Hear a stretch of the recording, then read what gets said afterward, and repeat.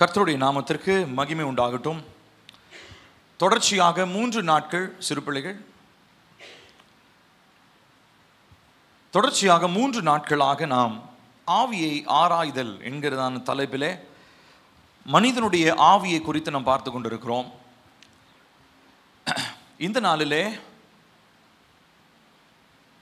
இந்த மனிதனுடைய ஆவிக்குள்ளாக இணைந்திருக்கிறதான பரிசுத்த ஆவியானவர், அவரை குறித்தும் அவருடைய உயிர்த்தெழுந்த வல்லமை நமக்குள்ளாக இருப்பதினாலே நம்முடைய வாழ்க்கை எவ்விதமாக மாற்றப்பட்டிருக்க வேண்டும் என்பதையும் நாம் சோதித்து பார்க்க போகிறோம். இயேசு கிறிஸ்துவை உயிரோடு எழ வைத்தவர் யாருங்க? சொல்லுங்க. பரிசுத்த ஆவியானவர், இல்லையா? இயேசு கிறிஸ்து எப்படி இருந்தார்? சடலமாக அவர் கல்லறையிலே இருந்தார். ஆனால் அவரை உயிரோடு எழுப்பினது யாரு? பரிசுத்த ஆவியானவர். நம்ம வசனத்தில் வாசிக்கிறோம், மரித்த இயேசுவை உயிரோடு எழுப்பினதான பரிசுத்த ஆவியானவர் உங்களுக்குள் இருக்கும் பொழுது சாவுக்கேதுவான உங்கள் சரீரங்களையும் அவர் உயிர்ப்பிக்க வல்லமை உள்ளவராக இருக்கிறார் என்று சொல்லி, இப்போ அதே ஆவியானவர் நம்முடைய ஆவிக்குள்ளாக என்ன பண்றாருங்க? அவர் இணைந்திருக்கிறார். கடந்த 3 நாட்களாக ஆவியில பெலன் கொள்ளுதல், முதலாவது மனிதனுடைய ஆவி என்றால் என்னென்று பார்த்தோம். நேற்று முன்தினமும் ஆவியில பெலன் கொள்ளுகிறதை குறித்து 3 முக்கிய பரிமாணங்களிலே நாம் பார்த்தோம். முதலாவது ஆவியில ஜெபிப்பது, அடுத்ததாக என்ன வாசிச்சோம்? தேவனுடைய வார்த்தையை தியானிக்கிறது, அடுத்து 3ஆவதாக தேவ சமூகத்தில் ஈடுபடுவது, அதாவது அவரோடு இணைவது என்கிறதான 3 தலைப்பிலே நாம் பார்த்தோம். அதை பார்க்காதவர்கள் தயவு செய்து நீங்கள் அந்த காரியத்திலே நீங்கள் முழு கவனத்தோடு நீங்கள் யூடியூப்பில் இருக்கிறதான அந்த வீடியோவை நீங்கள் பார்க்கும்படி உங்களை அன்பாய் கேட்கிறேன்.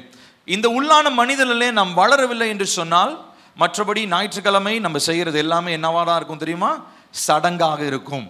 கடமைக்காக ஏதோ சர்ச்சுக்கு வரோம் போகிறோம் வரோம் தான் இருக்குமே ஒழிய, உண்மையாலுமே ஆண்டவராகிய இயேசு கிறிஸ்துவினுடைய உயிர்த்தெழுந்த வல்லமை எனக்குள் கிரியை செய்ய வேண்டும் என்று சொன்னால் உள்ளான மனிதனுக்குள்ளாக ஒரு மாற்றம் ஏற்பட்டிருக்க வேண்டும். அந்த உள்ளான மனிதன் ஆவியானவருக்கு விட்டு கொடுக்கிறவராக இருக்க வேண்டும். உள்ளான மனிதன் தேவன் விரும்புகிற உருவத்தில் மாற்றப்பட்டிருக்க வேண்டும். இப்போ நம்ம எல்லாருமே நம்மளுடைய சரீரத்தை குறித்து நம்ம எப்பயுமே நமக்கு ஒரு குறைவு கண்டிப்பாக இருக்கும். எல்லாருமே நம்முடைய சரீரத்தை பற்றி, இப்போ கருப்பாக இருக்கிறவங்க கண்ணாடி முன்னாடி நின்று என்ன யோசிப்பாங்க? கடவுள் என்னை கொஞ்சம் வெள்ளையாக படைச்சிருக்கலாம். குண்டாக இருக்கிறவங்க நினைப்பாங்கன்னா ஒல்லியாக இருந்திருக்கலாம். ஒல்லியாக இருக்கிறவங்க நினைப்பாங்கன்னா குண்டாக இருக்கிறான்னு. ஆக மொத்தம் யாருமே தங்களுடைய சரீரத்தை பார்த்து திருப்தி அடைகிற மனிதர்களே கிடையாது. ஏன்னா சரீரத்தை ஒரு நாளும் திருப்தி செய்யவும் முடியாது. உலக பிரகாரமாக இப்படி ஏக்கத்தோடு வாழ்ந்து கொண்டிருக்கிற இந்த உலகத்தில் உங்களையும் என்னையும் சரீரத்தின்படி வாழாமல் ஆவிக்குரிய மனிதர்களாய் வாழும்படி கர்த்தர் நம்மை அழைக்கிறார். இப்போ ஆவிக்குரிய நிலையில பலவிதமான பரிசோதனைகள் இருக்கிறது. பல விதங்களில் இப்போ இந்த சரீரத்தை பார்க்கறதுக்கு நான் ஒரு கண்ணாடியை பார்த்தனா எனக்கு தெரியும் என் தலை எப்படி இருக்கு, கை எப்படி இருக்கு, கால் எப்படி இருக்குது அப்படின்றது நல்லா தெரியும். ஆனால் இந்த உள்ளான மனுஷனை பார்க்கறதுக்கு உலக பிரகாரமான எந்த கண்ணாடியும் கிடையாது. அப்போ இதற்கு தேவை என்ன அப்படின்னா, நமக்குள்ள இருக்கிறதான ஆவியானவர் கொஞ்சம் அனல் மூட்டி அவர் எழுப்பப்பட வேண்டும். நமக்குள்ள இருக்கிற ஆவியானவர் உள்ளான மனுஷனிலே ஒரு ஒரு ஒரு ஒரு தாக்கத்தை, ஒரு மாறுதலை அவர் ஏற்படுத்த ஆரம்பித்து விட்டார் என்று சொன்னால், நம்மளுடைய உள்ளான மனுஷனை பற்றி நாம் ஆராய்ந்து பார்க்கிறது நமக்கு ரொம்ப சுலபமாக இருக்கும். ஜெபிக்கும் போது ஆராயலாம், கர்த்தருடைய வசனத்தை வாசிக்கும் போது நம்ம ஆராய்ந்து பார்க்க முடியும். இப்படி இது எல்லாமே கண்ணாடியை போல எனக்கு என்னுடைய ஆவியை என்ன பண்ணுதுங்க? வெளிப்படுத்துகிறது. நான் உங்களுக்கு ஏற்கனவே சொன்னேன், முதல் நாள் பேசும்போது, வியாழக்கிழமை பேசும்போது சொன்னேன், we are living in 2 different realities. 2 விதமான இடங்களிலே நாம் ஒரே நேரத்தில் வாழ்ந்து கொண்டிருக்கிறோம். இந்த உலகத்திலே மாம்ச மண்டலத்திலே நாம் வாழ்கிற மனிதர்களாக இருந்தாலும், அதே நேரத்தில் நம்முடைய ஆவி மண்டலத்திலும் என்ன பண்ணி கொண்டிருக்கிறது? செயல்பட்டு கொண்டிருக்கிறது. மனிதனுக்கு மாத்திரம்தான் இந்த ஒரு விசேஷித்த ஒரு பாக்கியத்தை கர்த்தர் கொடுத்திருக்கிறார். மாம்சத்தில் நீங்க செயல்படுற மாதிரியே ஆவியில என்ன பண்ண முடியும்? செயல்பட முடியும். ஆவியிலே என்ன நடக்கிறதோ அதுதான் இங்க மாம்சத்திலே நடக்கிறது. வான மண்டலங்களிலே என்ன தீர்மானிக்கப்படுகிறதோ அதுதான் பூமி மண்டலத்திலே நிறைவேறுகிறது. அப்போ நன்மை தீமை 2மே வானமண்டலங்களில் நடந்து கொண்டிருக்கிறது. ஆனா அதுல தீமையை விட்டுட்டு நன்மையை மாத்திரம் நம்மளுடைய வாழ்க்கையில நிறைவேற்ற வேண்டும் என்று சொன்னால் அதற்கு நம்முடைய உள்ளான மனிதன் மிகவும் ஜாக்கிரதை உள்ளவர்களாக, ஆயத்தம் உள்ளவராக, இந்த உள்ளான மனிதன் எப்பயுமே ஒரு சென்சிட்டிவா உணர்வுள்ளவர்களாக இருந்தால் மாத்திரம்தான் வான மண்டலங்களில் நமக்காக தேவன் வைத்திருக்கிற நன்மைகளை நம்ம என்ன பண்ண முடியும், பெற்றுக்கொள்ள முடியும். நம்முடைய ஆசீர்வாதத்தின் ஊற்று யாருங்க சொல்லுங்க? நம்முடைய ஆசீர்வாதத்தின் ஊற்று யாரு? யார் நமக்கு நன்மை தருவா? தேவன் மாத்திரம் தான் தருவார். அவரை பற்றி வாசிக்கும் போது நம்ம வாசிக்கிறோம், எல்லா நன்மைக்கும் ஊற்றும் காரணருமாய் இருக்கிறதான ஆண்டவராகிய இயேசு. அப்ப பரத்திலிருந்து நம்ம எல்லாருக்காகவும் நன்மையை மாத்திரம் தான் வச்சிருக்கிறார். ஹல்லேலூயா. ஒருவேளை அவர் தீமையை அவர் அனுமதிச்சாலும், தீமை வருவதை போல இருந்தாலும் அதையும் அவர் என்னவா மாற்றுவாருங்க? நன்மையா மாற்றுவார். இப்படிப்பட்ட தேவனை தான் ஆராதிக்கிற எத்தனை பேர் அதற்காக சந்தோஷப்படுறீங்க? ஹல்லேலூயா. இப்போ இந்த மாதிரி நன்மைகளை மாத்திரம் தான், என் பிள்ளைக்கு நான் நல்லது மாத்திரம் தான் செய்வேன் அப்படின்னு சொல்லி நினைக்கிறதான அந்த தேவன் என்ன எப்படி இருக்க விரும்புறாருன்னா, நான் கொஞ்சம் உள்ளான மனுஷன்ல பலன் அடைஞ்சி கொஞ்சம் சென்சிட்டிவா, அவர் சத்தத்துக்கு கொஞ்சம் கீழ்ப்படுகிற மனுஷனா நான் இருக்கணும்னு அவர் எதிர்பார்க்கிறார். இந்த எதிர்பார்ப்பு ஒரு அப்பா பிள்ளை மேல வைக்கிறது தப்பா இல்ல கரெக்டா ரைட்டா? சொல்லுங்களேன், நீங்க தான் சொல்லணும். சொல்லுங்களேன். அப்பா பிள்ளை கிட்ட கீழ்ப்படிதலை எதிர்பார்க்கிறது நியாயமான விஷயமா இல்லையா? ரொம்ப ரொம்ப நியாயமானது. ஏன்னா அவர்தான் பெற்றெடுத்தார், அவர்தான் ஜீவனை கொடுத்தார், அவர்தான் நன்மைகளை கொடுக்கிறார், அவர்தான் இனியும் அவர்களை ஆற்றி தேற்றி காப்பாற்றி முற்றுமுடிய நடத்த வல்லவர் அவர்தான். அப்ப அவரு உள்ளான மனுஷன்ல நம்ம கிட்ட ஒரு மாறுதலை அவர் எதிர்பார்க்கிறது சரியானதா தவறானதா? ஆனா நம்ம தான் என்ன பண்றது இல்ல, அதற்கு நம்ம விட்டு கொடுக்கிறது இல்லை. நிறைய நேரம் மாம்சத்தின்படியே நம்ம என்ன பண்ணி கொண்டிருக்கிறோம், வாழ்ந்து கொண்டிருக்கிறோம். நாம் ஆவிக்குரிய மனிதர்கள் என்பதை நாம் புரியாமல் இருந்து கொண்டிருக்கிறோம். ஆனால் இந்த நாளிலே ஆவியானவர் நமக்குள் வரும் பொழுது நம்முடைய ஆவியை நாம் சோதிக்கிற விதங்களை குறித்தும் ரொம்ப முக்கியமா இந்த நாளிலே நான் சொன்னேன் இல்லைங்களா, வானமண்டலங்களிலே நிறைய வல்லமைகள் இருக்கிறது, நன்மைகள் இருக்கிறது, தீமைகள் இருக்கிறது. நம் முன்னாடி இருக்கிறதான சூழ்நிலைகள், ஒவ்வொரு நாளும் நீங்க சந்திக்கிறதான ஒவ்வொரு சூழ்நிலையிலும் நன்மையும் இருக்கிறது, தீமையும் இருக்கிறது. அதிலே நாம் எவ்விதமாக பகுத்தறிய வேண்டும் என்பதை குறித்து இந்த நாளிலே உங்களோடு நான் பேச போகிறேன். ஆகையினாலே முழு கவனமாக கேளுங்கள், சரிங்களா? தயவு செய்து தூங்காதீங்க. திரும்ப சொல்றேன், தூங்காதீங்க. எனக்கு ரொம்ப வருத்தமா இருக்கு இந்த விஷயத்தை திரும்ப திரும்ப சொல்றதுக்கு. ஆனா உங்களுடைய முகத்தை பார்த்தா சொல்லாம இருக்க முடியல என்னால. ஆகையினாலே தயவு செய்து தூங்குற மாதிரி இருந்தா போய் முகத்தை கழுவிட்டு வாங்க. தம்பி ஒருத்தர் சொன்னா, அண்ணே யாராவது இப்ப நீங்க சொல்றீங்க முகத்தை கழுவிட்டு வந்தா ஸ்டேட்டஸ் பிரச்சனை ஆயிடும். ஐயோ இவன் தூங்குறனால தான் போய் வெளியே போயிட்டு வரான் அப்படின்னு சொல்லி தயவு செஞ்சு ஸ்டேட்டஸ்லாம் இங்க பார்க்காதீங்க. இது கர்த்தருடைய வார்த்தையை நம்ம கேட்கணும், சரியா? அதனால தூக்கம் வர மாதிரி இருந்தால் எந்திரிச்சு நின்று கூட கவனிங்க, ஒன்றும் பிரச்சனையே இல்லை. முகத்தை கழுவிட்டு வாங்க. ஏன்னா நான் உங்களுக்கு உங்களுக்கு வரலாற்று கதையெல்லாம் நான் சொல்லலை. நேரு வந்தார் போனார், காந்தி வந்தார், இந்த கதையை நான் சொல்லிட்டு இருக்கிறேன். அதெல்லாம் ஸ்கூலோட முடிஞ்சிருச்சு. நம்ம வாழ்க்கைக்கு தேவையானவைகளை தான் நம்ம பேசுகிறோம். இனி வருகிற காலங்களிலே ஆவிக்குரிய மனுஷன்ல பலன் அடைகிற காரியங்களை பற்றி பேசுறோம். அதனால தயவு செய்து மிகுந்த கவனத்தோடு நீங்கள் கவனிக்கும்படி உங்களை அன்பாக கேட்கிறேன். இந்த நாளிலே நாம் எடுத்துக்கொள்வோம் 1 யோவான் 4வது அதிகாரம் 1-6 வசனங்களை மிகுந்த கவனத்தோடு நாம் வாசிக்க போகிறோம். நிறுத்தி நிதானமாக 1 யோவான் 4வது அதிகாரம் 1-6 வசனங்களை நாம் வாசிக்க போகிறோம். சேர்ந்து வாசிப்போம். எடுத்துட்டீங்களா? பிரியமானவர்களே, உலகத்தில் அநேகம் கள்ளத்தீர்க்கதரிசிகள் தோன்றியிருப்பதனால் நீங்கள் எல்லா ஆவிகளையும் நம்பாமல் அந்த ஆவிகள் தேவனால் உண்டானவைகளோ என்று சோதித்தறியுங்கள். தேவ ஆவியை நீங்கள் எதினாலே அறியலாம் என்றால், மாம்சத்தில் வந்த இயேசு கிறிஸ்துவை அறிக்கை பண்ணுகிற எந்த ஆவியும் தேவனால் உண்டாயிருக்கிறது. மாம்சத்தில் வந்த இயேசு கிறிஸ்துவை அறிக்கை பண்ணாத எந்த ஆவியும் தேவனால் உண்டானது அல்ல. வருமென்று நீங்கள் கேள்விப்பட்ட அந்தி கிறிஸ்துவனுடைய ஆவி அதுவே, அது இப்பொழுதும் உலகத்தில் இருக்கிறது. பிள்ளைகளே, நீங்கள் தேவனால் உண்டாயிருந்து அவர்களை ஜெயித்தீர்கள். ஏனெனில் உலகத்தில் இருக்கிறவனிலும் உங்களில் இருக்கிறவர் பெரியவர். அவர்கள் உலகத்திற்குரியவர்கள் ஆகையால் உலகத்திற்குரியவைகளை பேசுகிறார்கள். உலகமும் அவர்களுக்கு செவி கொடுக்கும். நாங்கள் தேவனால் உண்டானவர்கள், தேவனை அறிந்தவன் எங்களுக்கு செவி கொடுக்கிறான். தேவனால் உண்டாயிராதவன் எங்களுக்கு செவி கொடுக்கிறது இல்லை. இதனாலே சத்திய ஆவி இன்னதென்றும் வஞ்சக ஆவி இன்னதென்றும் நாம் அறிந்திருக்கிறோம். இப்ப நல்லா கவனிக்கணும் பிரியமானவர்களே. இந்த நாளில் இந்த கடைசி வசனத்தினுடைய கடைசி வார்த்தை வரியை நாம் வாசிக்க போகிறோம். சத்திய ஆவி இன்னதென்றும் வஞ்சக ஆவி இன்னதென்றும் நாம் அறிந்திருக்கின்றோம்.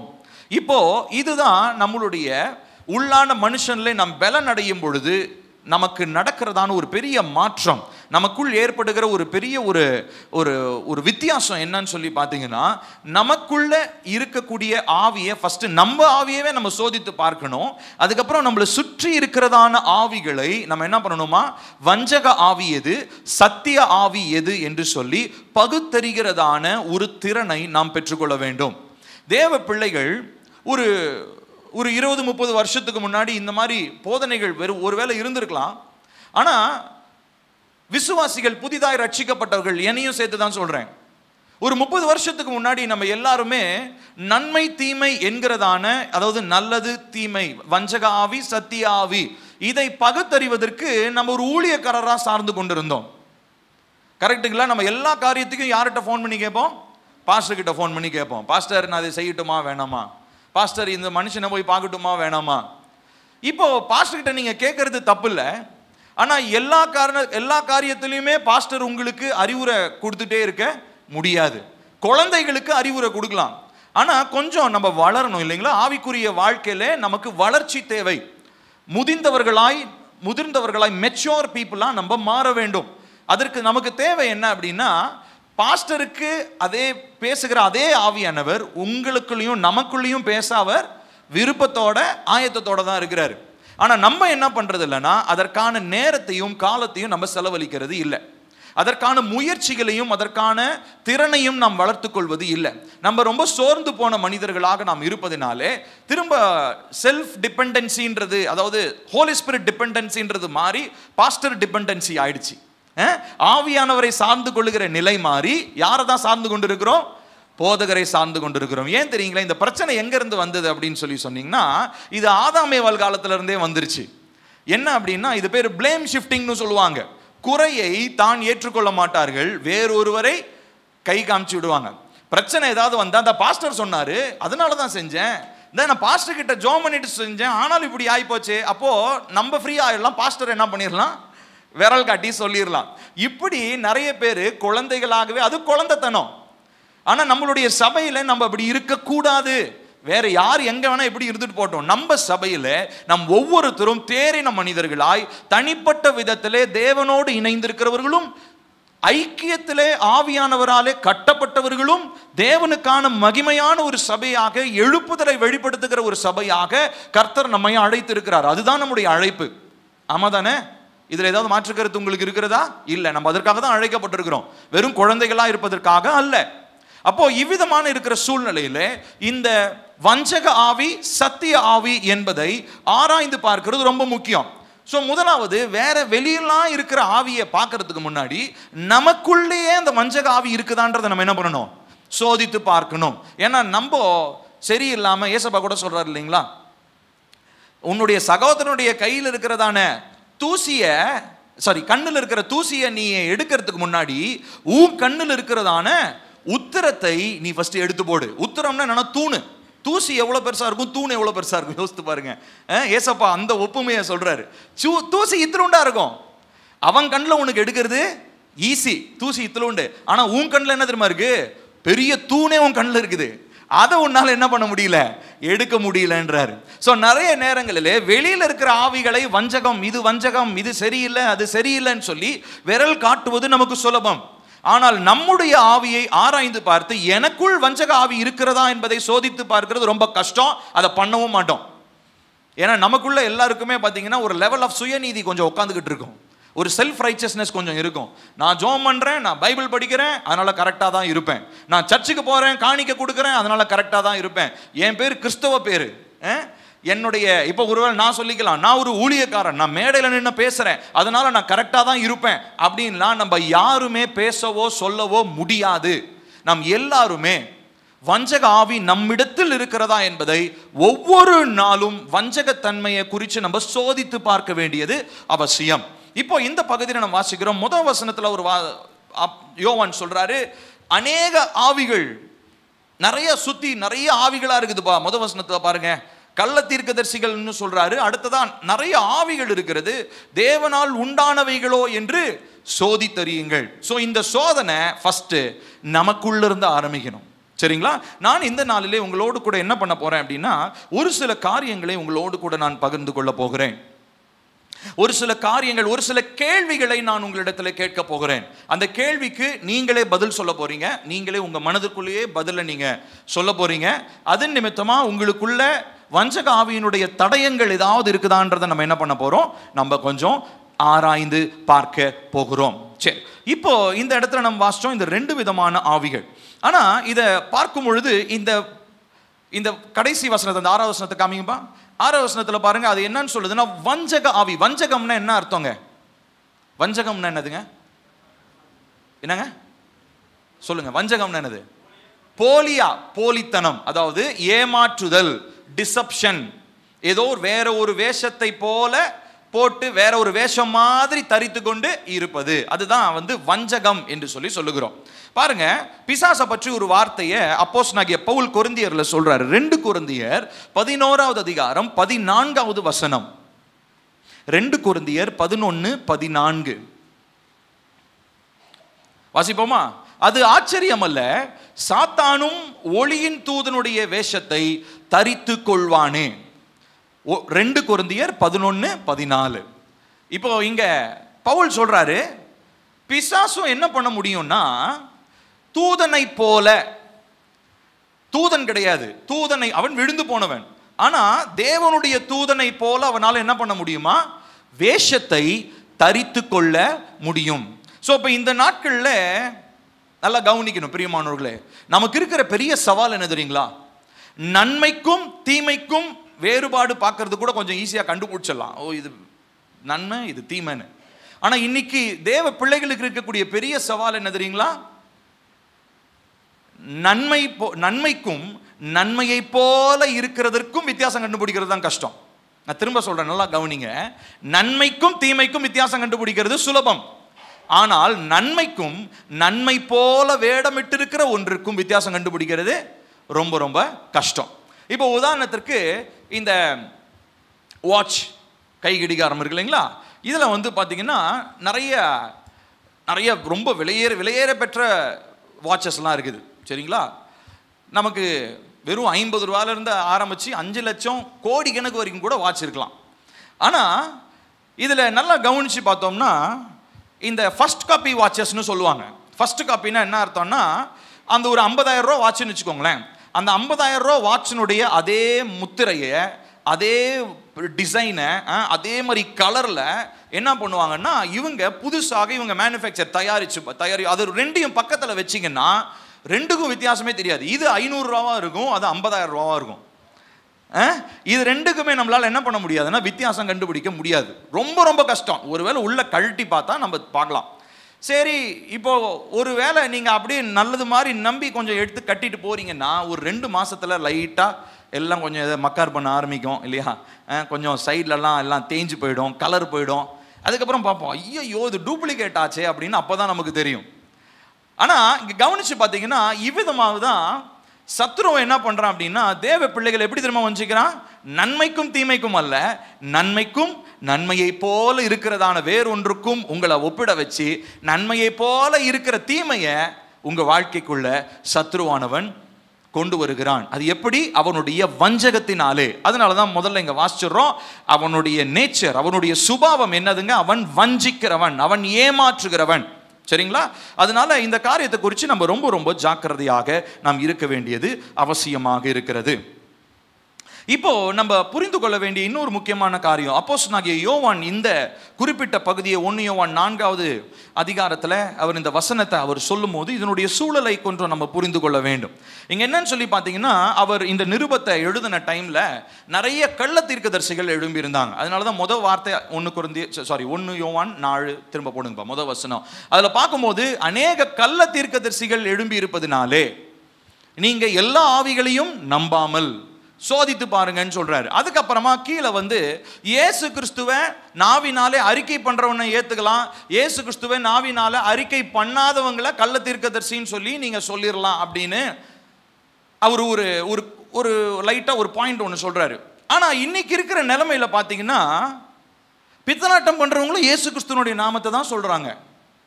நான் உங்களுக்கு ஏற்கனவே ஒரு உதாரணத்தை நான் சொன்னேன். இப்போ ரீசெண்டாக ஒரு 2 மாதத்துக்கு முன்பதாக கேரளாவில் ஒரு பாஸ்டரை அரெஸ்ட் பண்ணாங்க.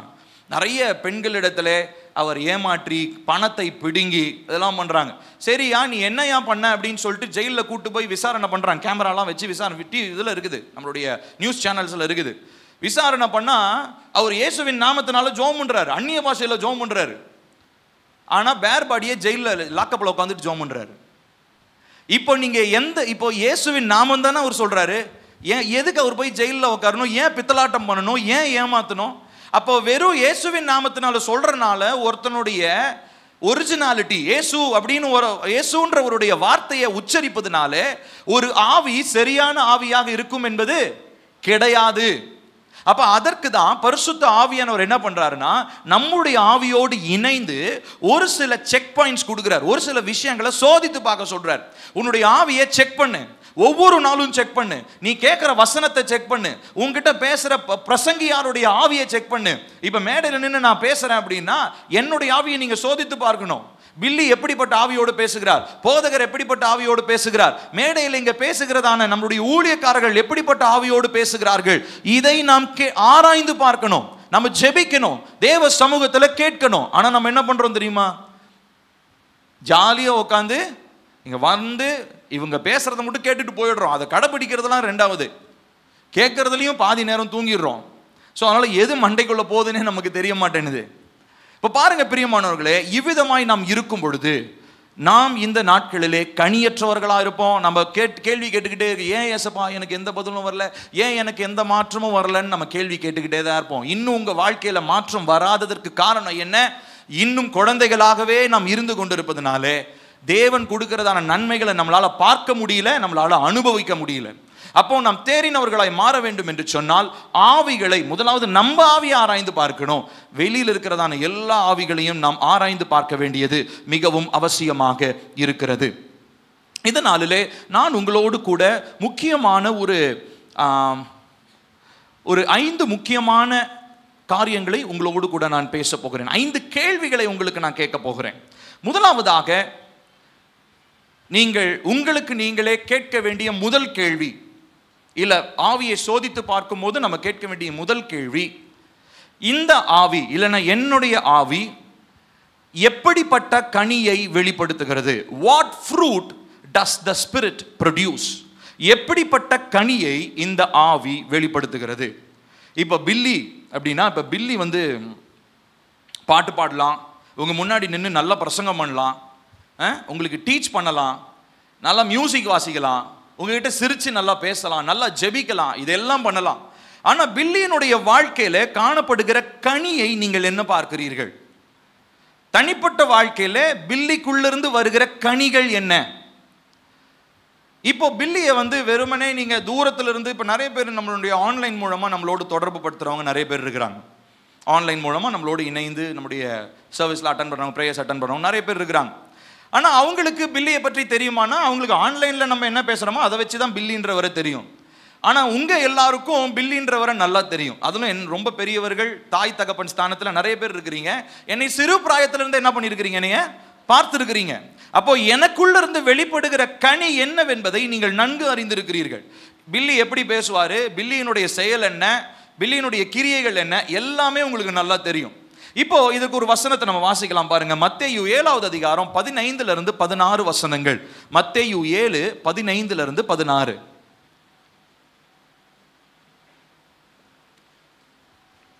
வாசிப்போமா? கள்ள தீர்க்கதரிசிகளுக்கு எச்சரிக்கையாயிருங்கள், அவர்கள் ஆட்டுத்தோலை போர்த்து கொண்டு உங்களிடத்தில் வருவார்கள், உள்ளத்திலோ அவர்கள் பட்சிக்கிற ஓநாய்கள், அவர்களுடைய கனிகளினாலே அவர்களை அறிவீர்கள். முட்செடிகளில் திராட்சை பழங்களையும் முட்பூண்டுகளில் அத்திப்பழங்களையும் பறிக்கிறீர்களா? போதும். இப்போ கவனிக்கணும், ஏசப்பா ஒரு இடத்துல சொல்றாரு, இந்த ஓநாய்கள் ஆட்டு மந்தைக்குள்ள போகணும்னா அது என்ன பண்ணுதுங்களா, ஆட்டு தோலை மேலே போர்த்து கொண்டு, ஆனால் உள்ள என்னது, அது ஓநாய், பட்சிக்கிற எண்ணம். ஆனால் வெளியே என்ன வேஷம், ஆட்டுத்தோல். எங்க போகுதுங்களா, ஆட்டு தொழுவத்துக்குள்ள போகுது. இப்போ என்ன நடக்குதுங்களா பாருங்க. இப்போ உள்ள அதை சொல்லிட்டு அடுத்தது அவர் சொல்றாரு ஏசப்பா, அவர்களுடைய கனிகளினாலே அவர்களை அறிவீர்கள். ஸோ இப்போ முதலாவது வெளியில் இருக்கிற ஆவியெல்லாம் நம்ம ஆராய்ந்து பார்க்கறதுக்கு முன்னாடி ஆவியின் கனியை பற்றி நம்ம வாசிக்கிறோம் இல்லைங்களா? வாசிக்கலாம். அது என்ன வசனம்? கலாத்தியர். எங்க மனப்பாடமா தெரிஞ்சிருக்கணுமே, எந்த அட்லீஸ்ட் ரெஃபரன்ஸ்னாச்சும் சொல்லியிருக்கணுமே. கலாத்தியர் 5வது அதிகாரம் சொல்லுங்க. கலாத்தியர் 5வது அதிகாரம் 22வது வசனம், 22, 23 வாசிப்போமா? ஆவியின் கனியோ அன்பு, சந்தோஷம், சமாதானம், நீடிய பொறுமை, தயவு, நற்குணம், விசுவாசம், சாந்தம், இச்சையடக்கம், இப்படிப்பட்டவைகளுக்கு விரோதமான பிரமாணம் ஒன்றும் இல்லை. இப்போ இதுல எல்லாமே நம்மகிட்ட இருக்கான்னு சொல்லி நம்ம ஆராய்ந்து பார்க்கணும். ஃபர்ஸ்ட் ஆஃப் ஆல், இப்போ இதுல எல்லாமே இருக்கிறதுக்கான வாய்ப்பு ரொம்ப கம்மி தான். இல்ல ஒருவேளை வெளிப்படுத்தினாலும் அப்பப்ப கொஞ்சம் குறைவா இருக்கிற மாதிரி ஒரு வேளை நம்ம கிட்ட இருக்கலாம். அன்பா இருப்போம், ஆனா சிலர் மனைவி கிட்ட மட்டும் அன்பா இருக்க மாட்டாங்க, ஊரெல்லாம் அன்பா இருப்பாங்க, மனைவி கிட்ட வல்லுன்னு விழுவாங்க. ஒரு சிலர் பிள்ளைகள் கிட்ட அன்பா இருக்க மாட்டாங்க, மனைவி கிட்ட அன்பா இருப்பாங்க, இல்ல மனைவி கிட்ட அன்பா இருக்க மாட்டாங்க, பிள்ளை கிட்ட அன்பா இருப்பாங்க. நிறைய இந்த மாதிரி பல வேஷங்களை நம்ம பார்க்கிறோம். இப்போ முதலாவது இந்த கேள்வியை நமக்கு நாமே கேட்டு பார்க்கணும். இதுல சொல்லப்பட்டிருக்கிற கனி எல்லாமே என் வாழ்க்கைக்கு பொருந்துமா? இதுல இருக்கிற எல்லா கனியையும் நான் எல்லா காலங்களிலும் நான் வெளிப்படுத்துகிற மனுஷனா இருக்கிறேனா? என்னை கோபப்படுத்துகிற மாதிரி சூழ்நிலை ஒன்று வரும் பொழுது அந்த இடத்துல என்னால் சாந்தமா இருக்க முடியுதா? இல்ல கொஞ்சம் பொறுத்து பார்த்து ட்ரிகர் ஆன உடனே வாய் டபால்னு திறந்து அப்படியே அலையலையாய் நதியாய் வார்த்தைகள், அழகான வார்த்தைகளா வருகிறதா? இதெல்லாம் நம்ம ஆராய்ஞ்சு பார்க்கணும். நம்ம ஒரு வேளை இப்படி சொல்லலாம், என்ன எல்லாத்துக்கும் ஒரு எல்லை இருக்குதுங்க, அந்த எல்லையை தாண்டினோன்னா பார்த்தீங்கன்னா நானும் மோசமானவனா மாறிடுவேன் அப்படின்னு சொல்லி நம்ம சொல்லுவோம். ஏசப்பா அப்படி நினைச்சிருந்தாருன்னா அவர் என்னைக்கோ எல்லாரையும் போட்டு தள்ளியிருக்கணும். ஏசப்பா அப்படி பண்ணவே இல்லை.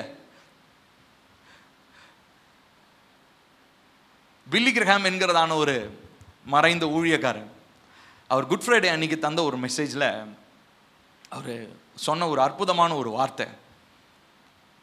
ஒரு குட் ஃப்ரைடே அன்னைக்கு ஒரு மெசேஜ் கொடுத்தார். ஆண்டவராகிய இயேசு கிறிஸ்துவை அந்த பிலாத்து விசாரித்து கொண்டிருந்த பொழுது பிலாத்து கேட்குறாரு, நீ யூதருடைய ராஜாவா அப்படின்னோடனே இவர் நீ சொல்கிறபடி தான் அப்படின்றாரு. உடனே அவருக்கு ஒன்றும் புரியல. அப்போ ராஜானா பெரிய சேனை அது இதெல்லாம் இருக்கணும் இல்லையா? ராஜானா மந்திரிமார் இருக்கணும், பெரிய சேனை இருக்கணும். அப்போ அதில் பில்லி கிரஹாம் அந்த தேவ மனிதர் சொல்வார், அவர் ஒரு வார்த்தை சொல்லியிருந்தாருன்னா, ஒரு பெரிய ஒரு சேனையே உருவின பட்டயத்தோடு இறங்கி பூமி அனைத்தும் என்ன பண்ணியிருக்கும் தெரியுமா? சங்காரம் பண்ணியிருக்கோம், முடிஞ்ச போயிருக்கோம். வெறும் இஸ்ரவேல் இல்லை, ஒட்டுமொத்த பூமி அழிக்கப்பட்டிருக்கோம். நம்ம சொல்றோம்ல, எங்க ஒரு வார்த்தை சொல்லுங்க செஞ்சு முடிச்சிடறான்றோம்ல, அந்த மாதிரி தேவ தூதர்கள்லாம் ரெடியா பட்டயத்தின் மேல கையை வச்சுட்டு வெயிட் பண்ணிக்கிட்டே இருக்கிறாங்க. ஏசப்பா ஒரு வார்த்தை சொல்லியிருந்தாருன்னா பிலாத்து என்ன யாருமே நிற்க முடியாதாங்க. ஆனா ஏசப்பா என்ன பண்ணார் தெரியுங்களா? மரண தருவாயிலும் ஒட்டுமொத்த ஆவியின் கனியும் அவர் வெளிப்படுத்தினார். அங்க சாந்தத்தோடு இருந்தார், பொறுமையோடு இருந்தார். எதுக்காக தெரியுமா?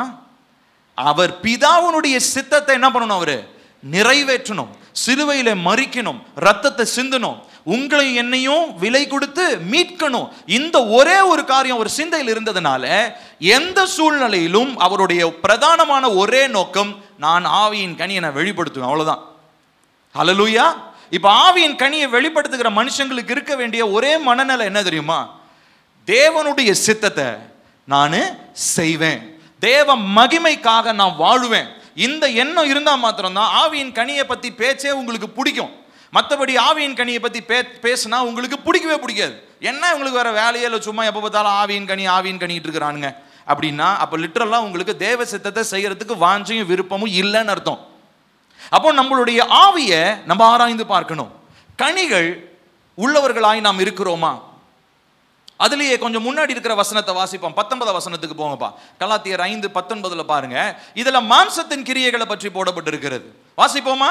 மாம்சத்தின் கிரியைகள் வெளியரங்கமாய் இருக்கின்றன. அவையாவன வாசிப்போம். விபச்சாரம், வேசித்தனம், அசுத்தம், காமவிகாரம், விக்கிரக ஆராதனை, பில்லி சூனியம், பகைகள், விரோதங்கள், வைராக்கியங்கள், கோபங்கள், சண்டைகள், பிரிவினைகள், மார்க்கபேதங்கள், பொறாமைகள், கொலைகள், வெறிகள், களியாட்டுகள் முதலானவைகளே. இப்படிப்பட்டவைகளை செய்கிறவர்கள் தேவனுடைய ராஜ்யத்தை சுதந்தரிப்பதில்லை என்று முன்னே நான் சொன்னது போல இப்பொழுதும் உங்களுக்கு சொல்லுகிறேன். ஸோ இங்க சொல்லப்படுகிற ஒரு காரியம் என்ன அப்படின்னா, கான்ட்ராஸ்ட். அதாவது இதோடு ஒப்பிடப்படணும்னா, இங்க ஆவியின் கனியை ஒப்பிடணும்னா அங்க மாம்சத்தின் கிரியை பார்க்கணும் இல்லையா? அந்த மாம்சத்தின் கிரியையினுடைய ஒரு சின்ன லிஸ்ட் தான் இது. பெரிய பெரிய லிஸ்ட் இருக்குது, இதில் நிறைய சேர்த்துக்கிட்டே போகலாம் நம்ம. ஆனால் இதில் இருக்கிற இந்த லிஸ்ட்லேயே எல்லாமே ஒட்டுமொத்தமாக எல்லாமே அடங்கிருது. இதனுடைய சப்டிவிஷன்ஸ் நிறையா இருக்குது. கொலைகள் அப்படின்னா லிட்டரலாக கத்தி எடுத்துகிட்டு போய் ஒருத்தனை குத்துறது இல்லை. ஏசப்பா சொல்கிறபடி பார்த்தா ஒருத்தன் மேலே கோபம் கொண்டாலே என்னவா? மனுஷ கொலைபாதகன். விபச்சாரம்னா என்னதுங்க? லிட்டரலா ஒரு பெண்ணோடு போய் நான் சரீர பிரகாரமா இணைவதல்ல, ஒரு பெண்ணை இச்சையோடு பார்த்தாலே அது என்ன பேரு? விபச்சாரம். அப்போ இது வந்து ஒரு ஒரு சின்ன ஒரு லிஸ்ட் தான். இதனுடைய சப்டிவிஷன் நிறைய இருக்குது. மாம்சத்தின் கிரியைகள் ஏராளமா நிறைய இருக்குது. இப்ப இதெல்லாம் சொல்லிட்டு தான் அவர் அடுத்த வசனத்தை சொல்றாரு, ஆனா ஆவியின் கனி அப்படி கிடையாதுப்பா, அது அன்பு, சந்தோஷம், சமாதானம், இப்படிப்பட்டவைகளே அப்படின்னு சொல்றாரு. அப்போ நம்ம இந்த நாளிலே புரிந்து கொள்ள வேண்டிய ஒரு காரியம், நம்முடைய ஆவி இப்படிப்பட்ட கனிகளை வெளிப்படுத்துகிறதா? நான் இப்படிப்பட்டவனாய் இருக்கிறேனா? இல்ல வேறொரு ஆவியை நீங்க சோதிக்கிறதுக்கு முன்னாடி உங்க கூட நிறைய பேர் இருக்கலாம், உங்களுக்கு தெரிஞ்சவங்க நிறைய பேர் இருக்கலாம். அதனால தான் நான் எப்பயுமே பொதுவாக நான் ரெக்கமெண்ட் பண்றது உண்டு. இந்த செய்திகள்லாம் நம்ம ஆன்லைன்ல கேட்குறோம் பார்த்தீங்களா, யூடியூப்ல இதெல்லாம் கேட்குறோம் இல்லைங்களா? ஸோ நமக்கு ரொம்ப பரிச்சயமான ஊழியக்காரர்களாக இருந்தால் மாத்திரம்தான் நம்ம என்ன பண்ணணும், அவருடைய செய்திகளை நம்ம கேட்கணும். அவங்கள பற்றி நமக்கு பல வருஷம் தெரிஞ்சிருந்தால் மாத்திரம்தான் நம்ம கேட்கணும். பர்சனலாக நமக்கு அவங்களுக்கு தெரிஞ்சிருக்கணும். அட்லீஸ்ட் பர்சனலாக இல்லைனாச்சும் அவங்க ஊழியத்தின் எல்லைகளை பற்றினாச்சும் நமக்கு தெரிஞ்சிருக்கணும். தெரியாமல் இஷ்டத்துக்கு போகிறவங்களுடைய பிரசங்கத்தெல்லாம் நம்ம கேட்டோம்னா நம்ம வஞ்சக ஆவியிலே போய் சிக்கிக்கொள்வோம். நான் சொல்கிறது புரியுதுங்களா உங்களுக்கு? ஸோ நீங்கள் யூடியூப்பில் பிரசங்கத்தை பார்க்காதீங்கன்னா நான் உங்களை சொல்லலை. ஆனால் அந்த பிரசங்கத்தை பேசுகிற ஊழியக்காரருடைய ஆவி என்னவென்பதை நம்ம முதல்ல புரிந்து கொள்ளணும். அதுக்கு ஃபர்ஸ்ட் நம்ம என்ன ஆவி உடையவங்களான்னு நமக்கு தெரிஞ்சிருக்கணும். அதுக்கப்புறமா நம்மை சுற்றி இருக்கிறதான ஆவிகளை